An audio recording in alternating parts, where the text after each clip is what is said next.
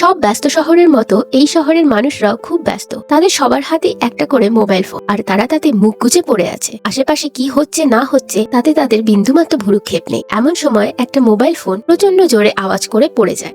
ফোনের মালিক চারদিকে লজ্জা লজ্জা ভাবে চেয়ে ফোনটা তাড়াতাড়ি তুলে নেয়।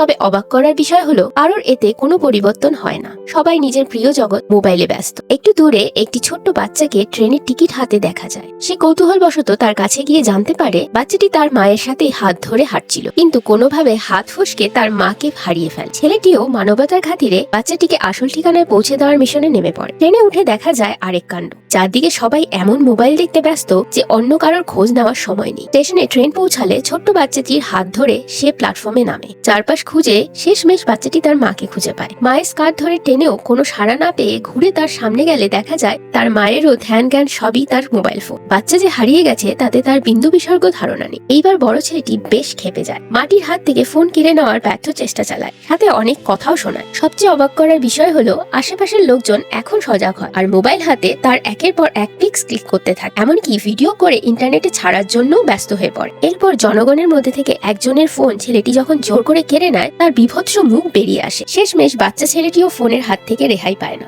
ইন্টারনেটে তার ভিডিও খারাপভাবে ভাইরাল হওয়ায় সে শেষমেশ নিজেকে শেষ করার সিদ্ধান্ত নেয়। এইভাবেই কিছু মানুষের নির্বুদ্ধিতায় কত মানুষের ফেস লস হয়, আর তারা অপমান থেকে বাঁচতে এই পৃথিবী ছেড়ে পাড়ি দেয় না ফেরার দেশে।